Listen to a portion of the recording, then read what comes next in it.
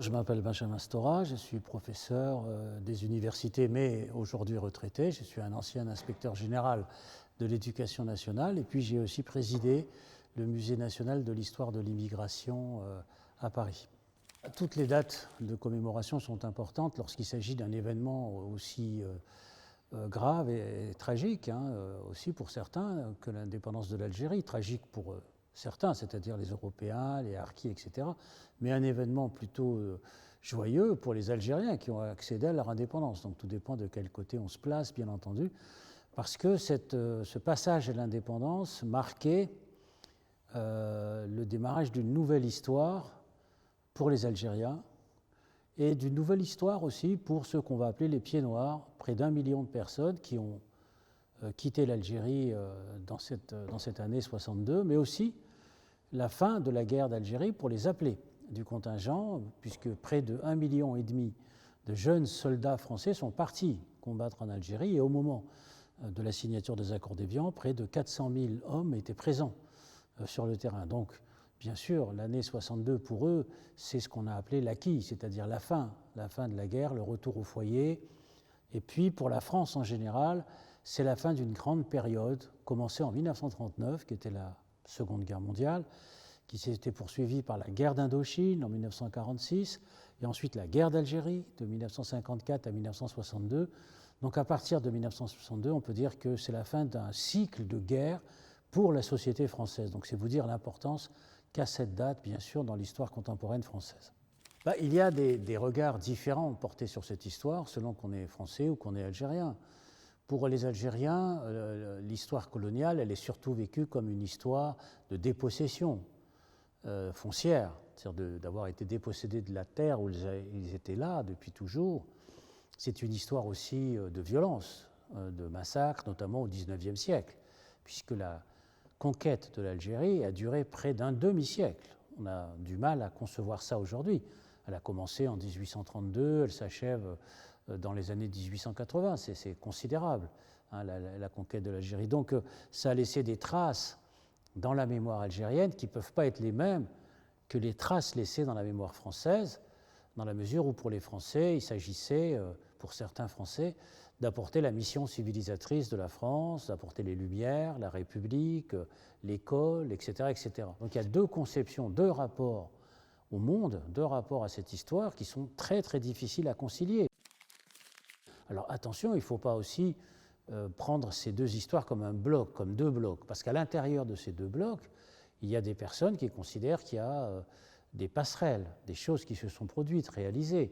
Il y a des Français qui ont refusé la colonisation, qui ont dressé des liens particuliers avec les Algériens, etc.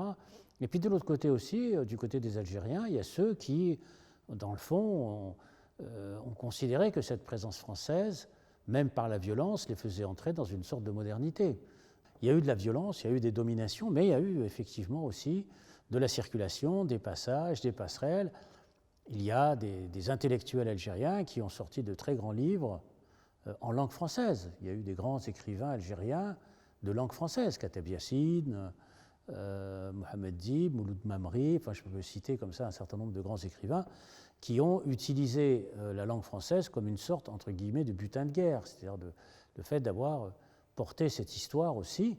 Donc par conséquent, ce à quoi on a assisté ces dernières années, c'est à une sorte d'effacement de la complexité au profit, disons, d'une sorte de séparation radicale, c'est-à-dire de bloc à bloc.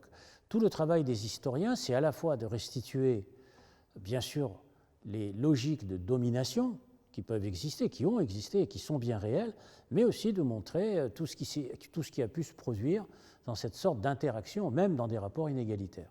Ma seule préoccupation a été de répondre à une sollicitation du président de la République qui m'a demandé de faire un rapport sur l'état des relations mémorielles entre la France et l'Algérie, ce que j'ai essayé de faire du mieux que j'ai pu, c'est-à-dire de faire une sorte d'inventaire des questions qui n'ont pas été traitées, qui n'ont pas été regardées en face et qu'il faudrait essayer de traiter.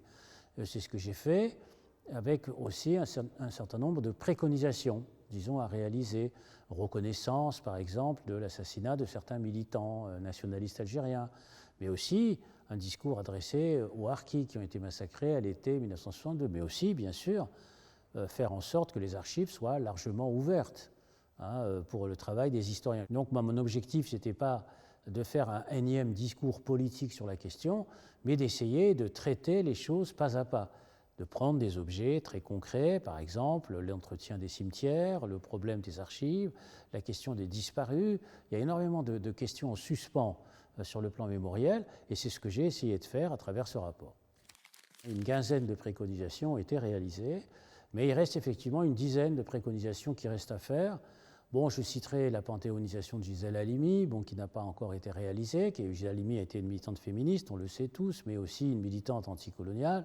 Il y a bien sûr la coopération sur le plan des essais nucléaires, c'est-à-dire la réparation qu'on peut avoir vis-à-vis des populations civiles qui ont été touchées par ces questions-là. Il y a aussi la poursuite du travail sur ce qu'on a appelé les disparus de la guerre, du côté algérien d'abord. Beaucoup d'Algériens ont disparu, notamment pendant la bataille d'Alger, mais aussi des Européens, notamment ceux qui ont été enlevés à Oran et dans la région dans l'été 62. Donc il y a tout un travail d'investigation, d'exploration qu'il faut continuer, qu'il faut poursuivre, c'est-à-dire des questions à entreprendre, des lieux qu'il faut visiter et des archives à ouvrir.